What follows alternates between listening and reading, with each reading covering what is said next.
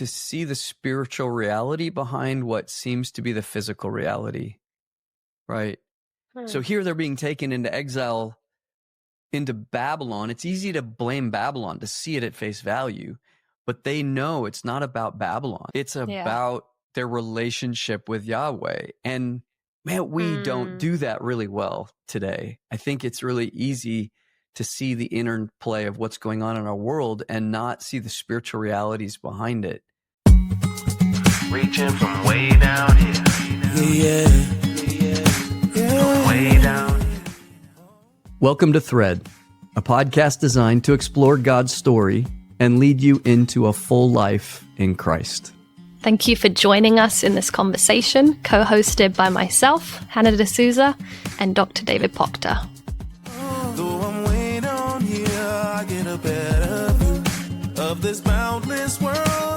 Hello, everyone, and welcome back to Thread. We are in our last episode of this series. So the series has been called God's People Divided, and the title of today's episode is Jerusalem's Fall.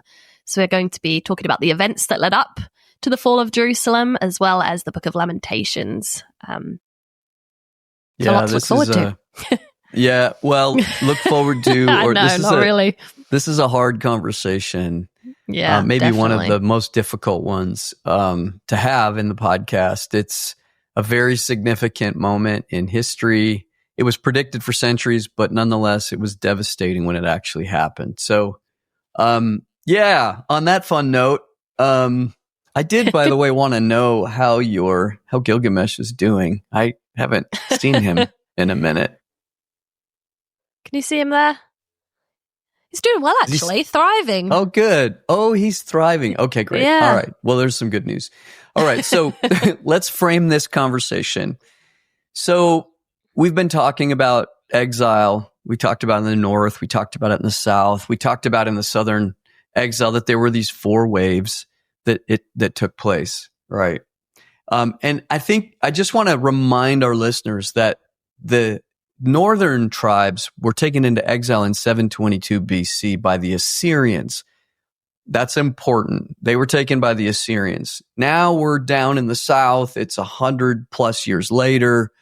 And now Babylon becomes a major player. And we're going to talk about what that shift was about, what happened. So we know that first wave started in 605 BC. That's the book of Daniel, when we talked about the royals being taken to Babylon. Then we talked about the second wave in 597, after this rebellion of Jehoiakim. The third biggest wave is what we're going to really focus on today. And this is when most of Jerusalem was taken into exile, and the temple was destroyed, and the wall around Jerusalem was destroyed. So it really was an end to the religious practices of Israel in the land, or Judah, the Judahites. And then there was a fourth wave where the poor were taken as well. And that happened in 582. So I want to just give a few things in context. So especially for those who are watching online, they're going to see a chart here that kind of frames Babylon. Where do they come from? Why are they now appearing in the picture? And so this chart just shows, these 5 major periods of the Babylonian history, starting all the way back in the 19th century. Babylon had an influence over about 1,500 years in Mesopotamia.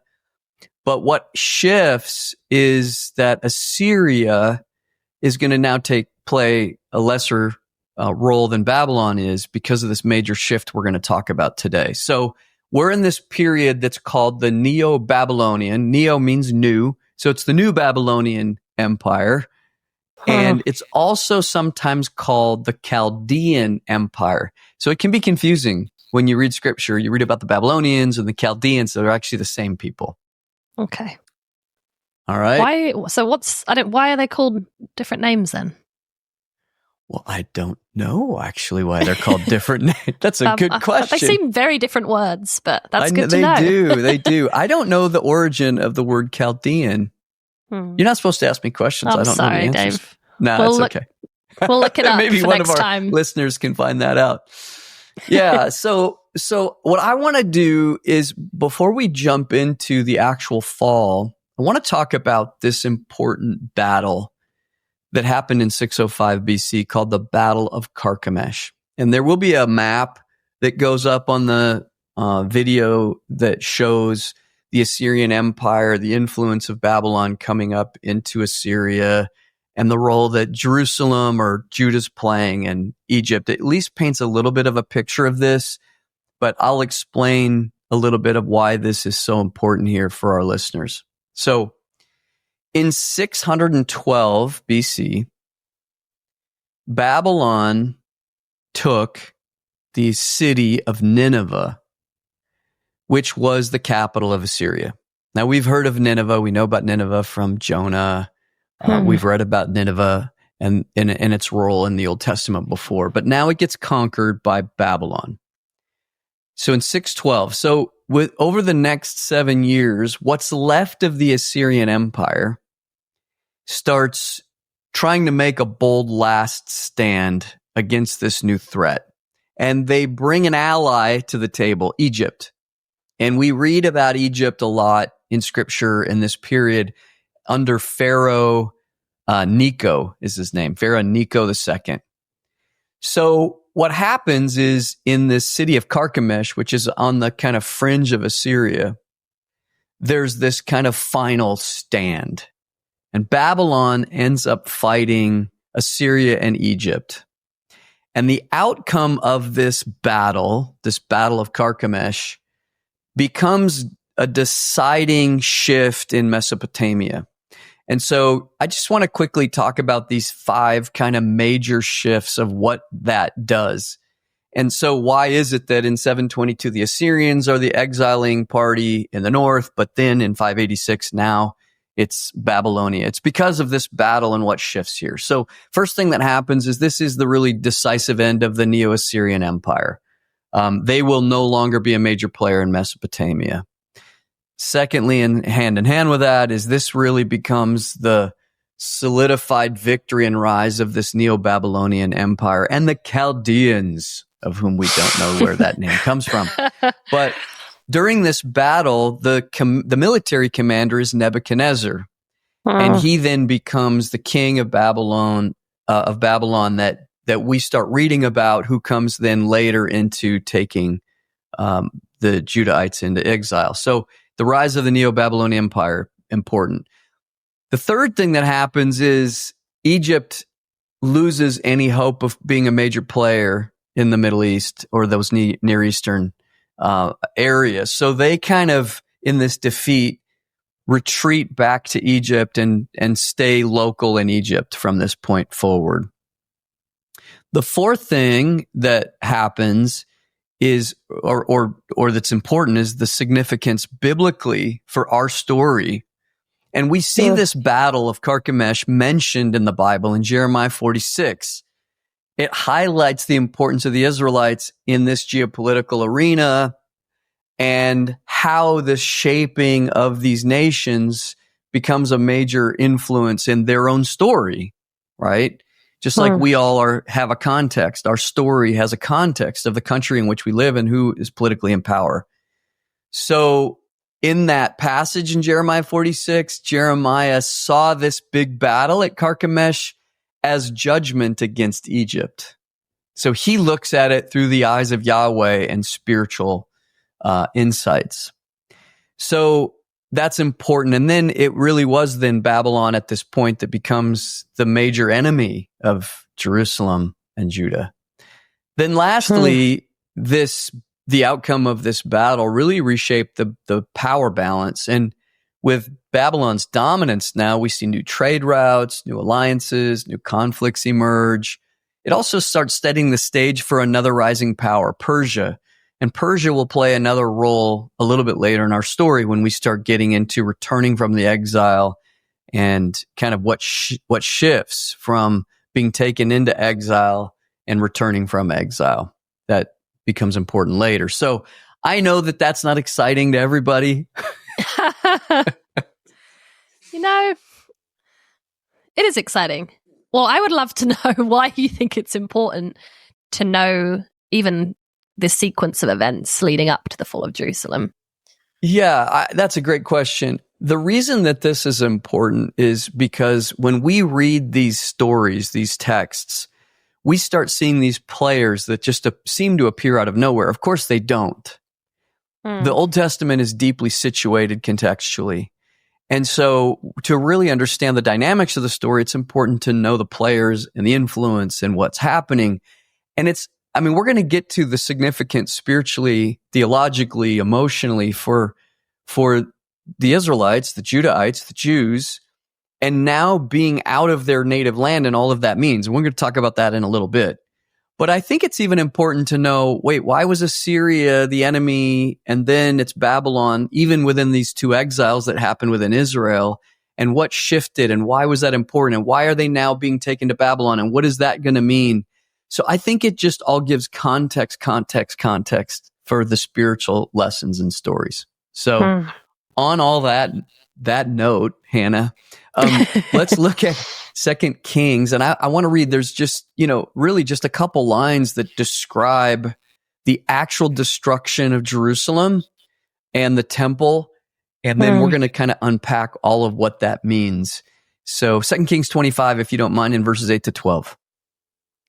In the 5th month, on the 7th day of the month, which was the 19th year of King Nebuchadnezzar, king of Babylon, Nebuzaradan, I forgot about this guy.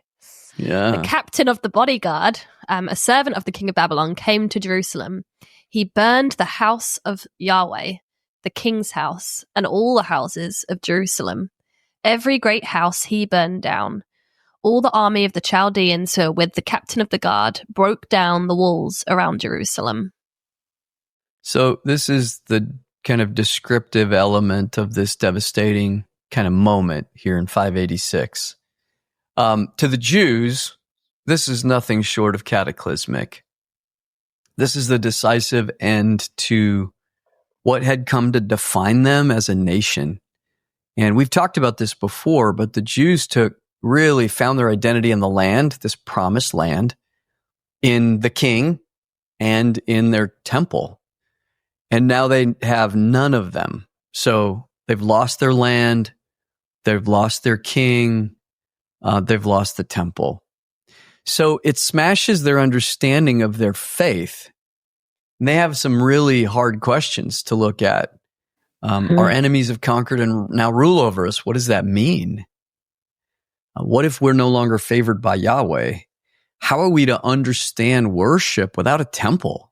I mean, is God even present with us? I mean, remember the importance of presence and where God resided and just coming to the temple as such an integral part of their understanding of God's presence that goes all the way back to the Shekinah glory and the pillar of cloud and fire back in the wilderness. So now what? Right? So Israel's identity has been shattered. Now, we're going to pivot into the response to this. How did Israel respond to this? And we see an entire book of the Bible devoted to processing this devastation. But I want to just bring up the idea here or address the idea that there are some important voices. And we're going to get into this in the next couple episodes, but Jeremiah is an important voice. Daniel becomes an important voice. Ezekiel becomes an important voice. Second Isaiah becomes an important voice. And we'll have to talk about what that means, second Isaiah, as opposed to just the book of Isaiah. And Obadiah becomes an important voice. So we'll explore those later. So as we explore Israel's response, we're going to see this written in critical book called Lamentations. Now, Lamentations in the Hebrew Bible is considered one of what's called the 5 scrolls. And this is going to become important at the end of our episode. So the 5 scrolls were the Song of Songs, the Book of Ruth, Lamentations, Ecclesiastes, and Esther. These were thematic or key kind of texts during the calendar year for Jews ongoing as they continued to celebrate. So, for example, during Passover, Pesach, Song of Songs is read. During the Feast of Weeks, Ruth is read. And Lamentations is read annually at this important holiday called Tisha B'Av. And we'll talk about that at the end. So the Jews actually had an entire holiday devoted to lament and the role that grief plays in our spiritual life. So anyway, the Book of Lamentations, Hannah, what can you tell us about the Book of Lamentations?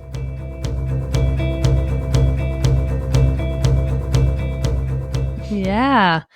Oh, it's so rich. I think even doing some research in preparation for today. So Lamentations is a collection of 5 poems or songs that really give words to this grief following the destruction and the fall of Jerusalem.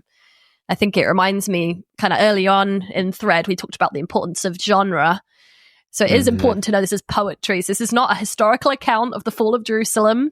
So if you've attempted to read Lamentations before and you've got kind of lost in some of the weeds and the imagery and the symbolism, I think it's important to know this is grief expressed through art. And it's not always logical, as grief is not logical. And it's the work of survivors, most likely, the ones that still remained in occupied Jerusalem. So there are 5 chapters, so there are 5 poems of lament, and the first 4 are all acrostic poems, and that means each line begins with the next letter of the Hebrew alphabet. So there is a sense that although these poems convey emotions, there is still order to them.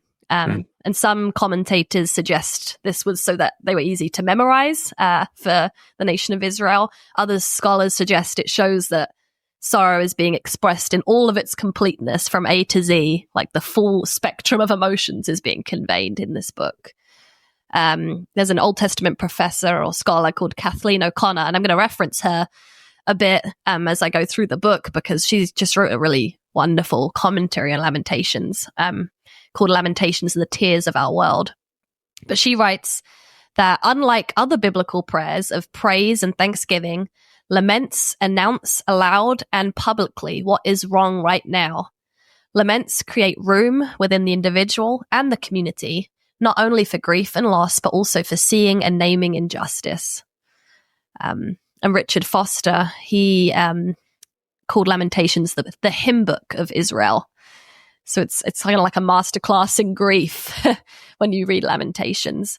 And it's often a neglected book, but it is an important one. And I do think, and I'm not sure where everyone is listening to this episode today, but in the West, I think we're not as uncomfortable with grief and grieving as many other cultures are. Even as I was thinking about this episode, I was remembering when I was in Papua New Guinea for a period, working on like a volunteer project, and we were helping to build a clinic out there in the highlands. And as we were approaching the clinic for the first time, I remember hearing just wailing, and it was just guttural wailing. And I'd never heard anything like that before. And a child had just passed away. And the mother was holding the child, and the whole community that was an outpouring of grief. And it felt like this is the only way you can respond to a loss so great as that. But in contrast, I just felt like I never would typically see something like that. At least in a British funeral, I think stoicism is more seen as a strength. Probably the case in the US too. But here, I guess we see an entire book of lament. And in the ancient Near East, this was more common. Even you talked about even this being an annual thing, an annual time of grief and making space for grief. So I do think there's a lot we can learn about giving voice to these emotions, to grief, disappointment, heartbreak, devastation. And the important message is that lament isn't irreverent or unrighteous, but it's biblical and necessary. Yeah, that's why we really wanted to cover the Lamentations today. I think I never knew you were in Papua New Guinea, by the way. That's interesting. We experienced that too when we lived in South Africa, that grief had a much more integrated part in the community.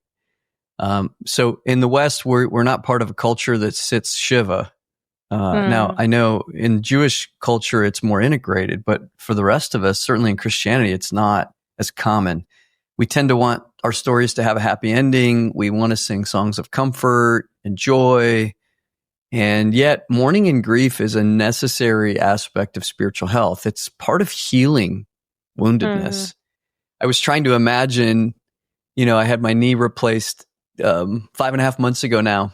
And I was trying to imagine trying to return to a normal life right after that surgery without taking time to heal. And, it's interesting, right? The body needs times for the nerves, the muscles, the bones to recover. It has to adapt to the new reality of a titanium implant. And we similarly, when we go through these really critical, heartbreaking moments, we need time to readjust, to train ourselves, to think about, to process what that wound means. And I think that's why this is so important. So it becomes a vital spiritual discipline to lament. So with that, Hannah, lead us into Lamentations. Tell us what it's about. Yeah. Well, maybe you can read actually the opening few verses of chapter 1.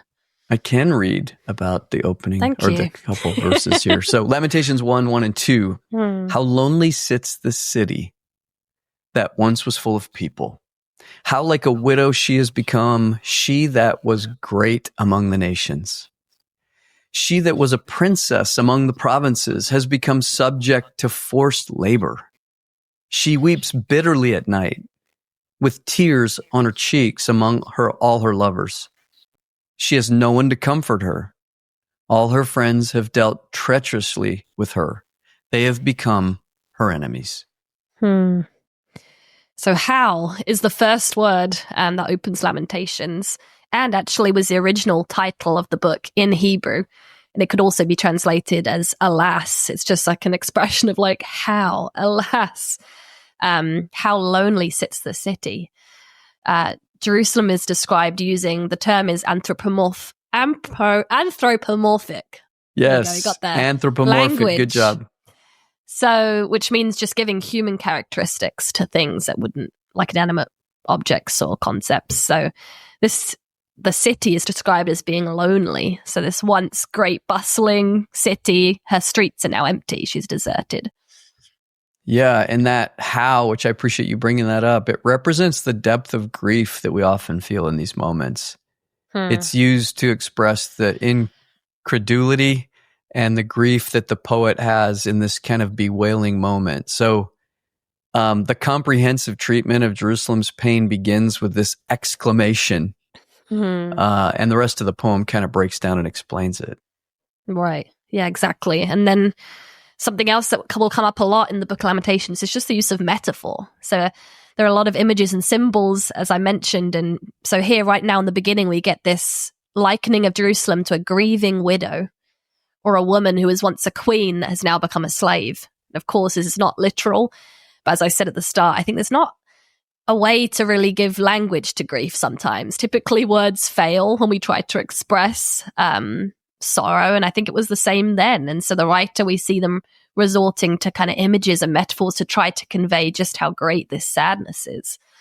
And so the effect is, it can often feel like as you're reading, there are many different voices. And Kathleen O'Connor, she writes about this, and she says she can imagine the book being like a public performance where each speaker is a survivor that gets to stand up and share their story and their particular pain. And I like that image of these different voices coming up and sharing what this destruction means for them. This chapter also acknowledges the unfaithfulness of Israel that has kind of brought this punishment about. So that's acknowledged, but there is also an honest appeal to God to see them still, which is particularly notable as it kind of switches to the first person. So it goes from being a narrator commenting on what's happening to suddenly this is personal. And we see that in Lamentations 1:11, where now the speaker says, "Look, Yahweh, and see how worthless I have become. Is it nothing to you, all you who pass by? Look and see if there is any sorrow like my sorrow, which was brought upon me, which Yahweh inflicted on the day of his fierce anger." Yeah, that perspective of the author is so important. You're so right. It's personal. We've talked a lot about the personal name of God that's used throughout the Hebrew texts, and we've used Yahweh throughout this whole podcast. And in chapter 1 here, we see that repetition, Yahweh, Yahweh, Yahweh, that same personal nature and sorrow and bitterness. We see Yahweh made Jerusalem suffer. Look, Yahweh, at my affliction. Look, Yahweh, and see how worthless I've become. We see Yahweh inflicted my sorrow. Yahweh handed me over to those I cannot withstand. Yahweh has rejected. Yahweh has trodden.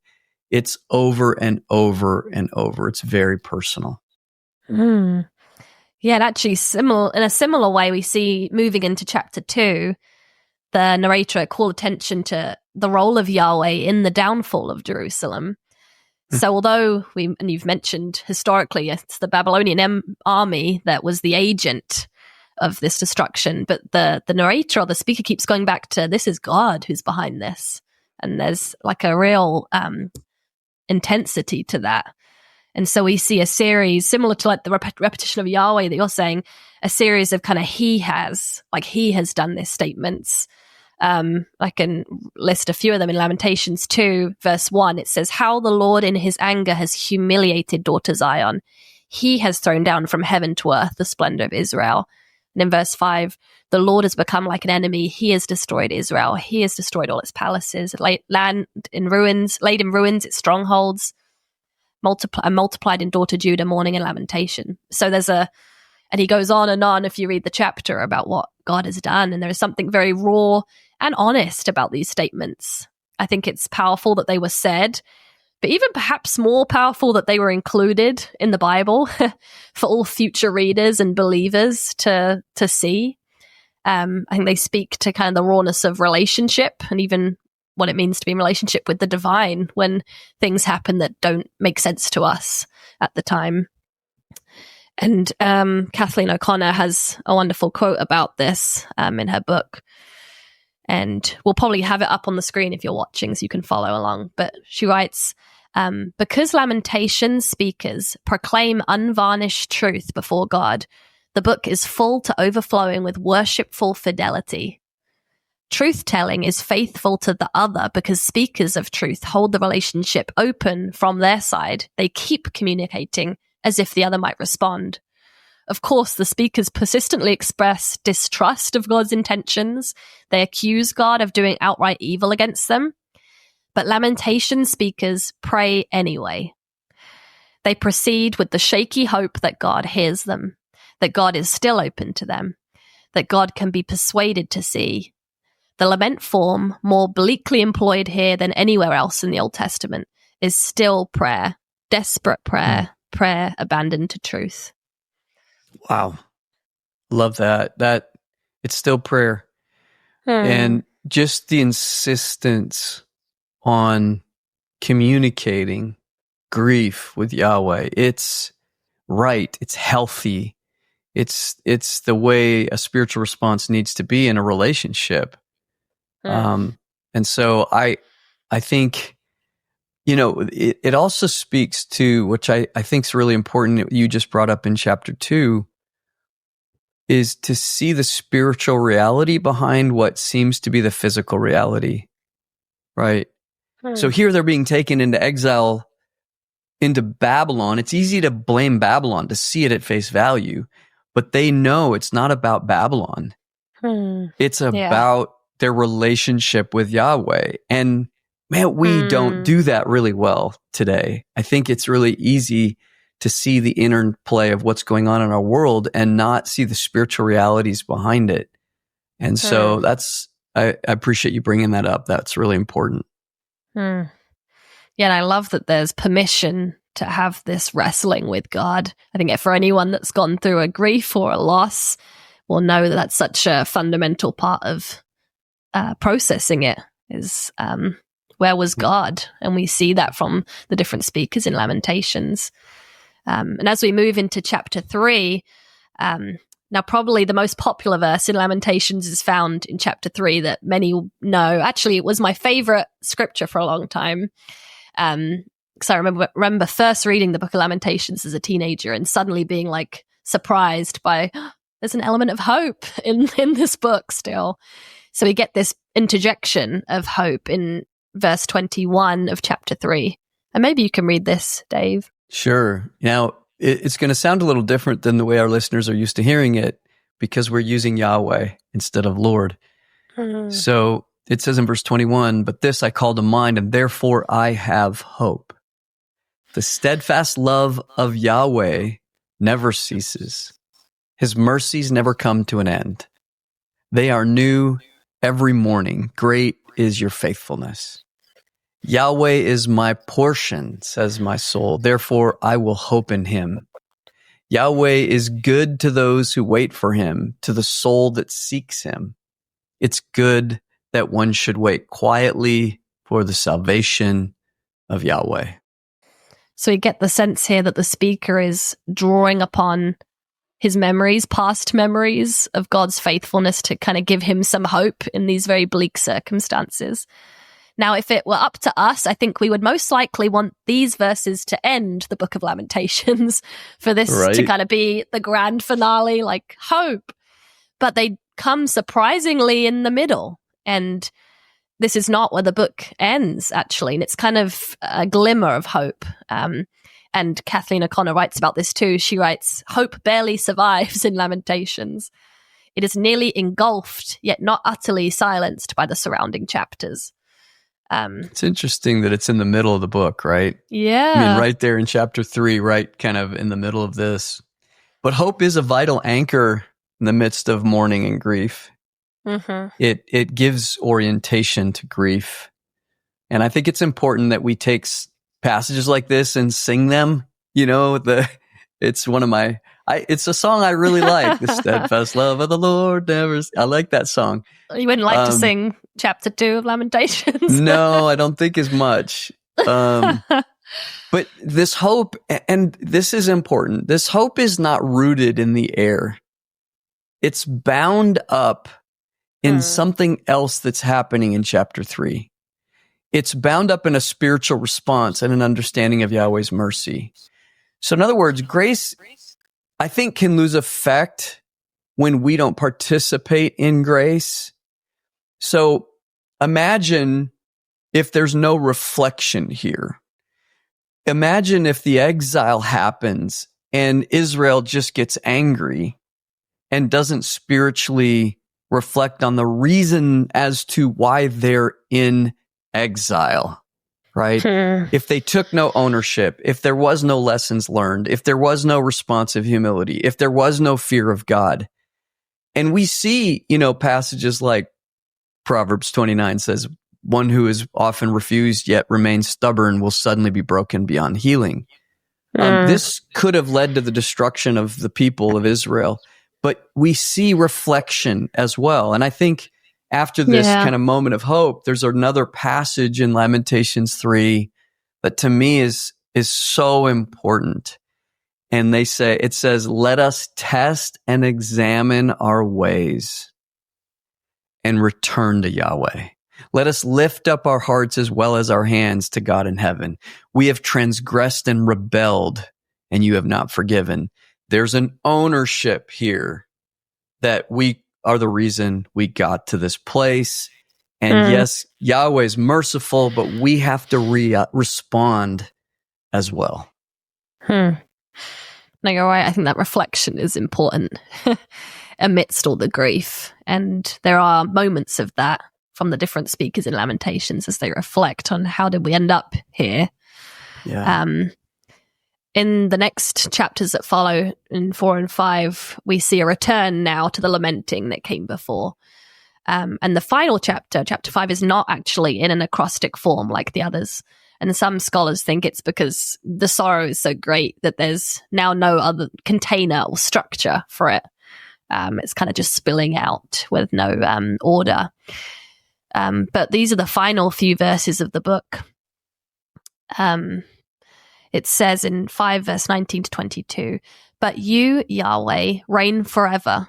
Your throne endures to all generations. Why have you forgotten us completely? Why have you forsaken us these many days? Restore us to yourself, Yahweh, that we may be restored. Renew our days as of old, unless you have utterly rejected us and are angry with us beyond measure." Again, what an interesting way to conclude this book. I think it's a moving ending, and in these final verses it encapsulates so many of the emotions that have come in the preceding chapters. So we see an acknowledgement of God's sovereignty here, that you reign forever. There's also some accusation and questioning. Why have you forgotten us? There's this kind of momentary hope that God might restore them again. And then there's doubt as to whether that will happen. It's that line, unless you have utterly rejected us and are angry with us beyond measure. Something that is notable in Lamentations is that while there are many voices in the book, there is one voice that is missing, and it's probably the voice we want to hear from the most. It's the voice of God. And in chapter 3, those verses you read, the narrator does quote God, but we do not see the appearance of God as a character. Scholars have written about why they think this is. One perspective is that if Lamentations had included a response from God, maybe like the kind we see in the book of Job, where he kind of speaks and addresses Job from the heavens, that would be kind of the final authoritative word. It would kind of trump anything that's come before. But instead, we have the silence of God. And it's a kind of a silence that creates space and even honors human grief and kind of the open-endedness of grief, where all our questions, as you said, are not neatly answered or tied up in a bow. And of course, faith will answer this grief, and the Bible doesn't end at Lamentations, thank goodness. But there is also not a rush to shift to a happy conclusion. And space is given for the weight of sorrow. And Kathleen O'Connor also writes about this too. She writes, God's silence gives reverence to voices of anger and resistance, of hope and despair. The silence lingers over what we in this culture so thoroughly deny: sorrow, loss, grief, fury, despair. And there can be a temptation to rush to those emotions, including in churches today. I know a while back we spoke about that kind of toxic positivity, or that idea of let's be happy. But I think in Lamentations, it can teach us a lot today about creating space for ourselves and for others for grief and its open-endedness. Yeah, appreciate you taking us through Lamentations. We talked earlier about this part of the Jewish annual calendar called Tisha B'Av. And I think it's interesting how this became such an integral part of the spiritual annual process, a spiritual discipline, a spiritual rhythm. It's considered the saddest day on the Jewish calendar. It's marked by fasting and prayer and ritual. There's a full 25-hour fast that happens. There's an abstinence of not just food and drink, but bathing, anointing, wearing leather shoes. It's a significant time of recognizing that we're in grief. When you come to synagogue, you don't greet each other. You keep your head down. They often sit lower to the ground, sometimes on the ground during this celebration or this ritual of time together. The Book of Lamentations is read, and there's often even other aspects of the history in the Jewish tradition that has gone through difficult periods, because the Jews certainly have a lot of aspects of their history that is devastating, that it is viewed as a reflection on those times. So it's really interesting that becomes such an important part of the annual calendar. Now, I would say in the New Testament, or the New Testament, the Christian era, maybe the closest parallel would be Lent, a time of reflection, a time of fasting, a time of mourning. But I think even looking at the Book of Lamentations, and you've really drawn out the theology of Lamentations as well, how are we to understand, how are we to think about what is happening here? And it draws us back to Deuteronomy. The consequences of sin are severe. We're warned in Deuteronomy that you will be blessed and you will be cursed according to your obedience to the covenant. Yahweh is responsible for this disaster, this punishment, even if Babylon happens to be the agent in which that discipline is coming. Yahweh also has to be the one to end the pain. It's not about Babylon, it's about Yahweh. And the people's spiritual response here is so important, that repentance really is the antidote. Coming back into relationship, drawing near to Yahweh is the solution. Even though the punishment is deserved, it feels unbearable. and overwhelming. And that's what we see here in Lamentations. And you've really brought up this other important aspect that God is silent. And sometimes God is silent, and it feels unbearable to process. So I think for us, why is this so important? What does this mean for our own spirituality? Grief is an integral part. Woundedness, discipline, exile. We're going to talk about exile in our next episode, Life in Exile, and even the difference with exile and wilderness. That they both kind of have similar mechanisms, but one is more of a natural transformative process. The other is more in discipline, that Yahweh disciplines. And that's an integral part of this whole story. And yet in the discipline, that silence is just, it's just powerful and profound. So profound. Thank you for your work on Lamentations and sharing that journey with us. And so this ends this series, right? Does it end this series? I realize I said that at the start. Okay, series. just checking. Yeah. So it ends the series because it's really, this whole series was about that whole concept of God's people divided and what it leads to. And what we're going to start in the next series is we're going to now talk about life in exile. So now we're not in Jerusalem. We're not in the promised land. We are living as foreigners in foreign lands. What does that mean? How does that work? And then how do we ultimately and eventually get to come back? And what will that look like? So we'll have all kinds of things to explore there, including Esther. We're going to have some guests in our next series. We'll talk about Esther and Nehemiah and Ezra. All kinds of fun things to look forward to. Okay, I'm ready. All right. We'll see you next episode. Thank you, Hannah.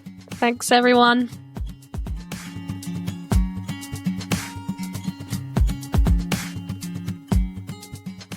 Thank you for joining this Thread conversation. We're more than a podcast. Check out threadpodcast.org for more immersive content. Though I'm way down here, I get a better view of this boundless world.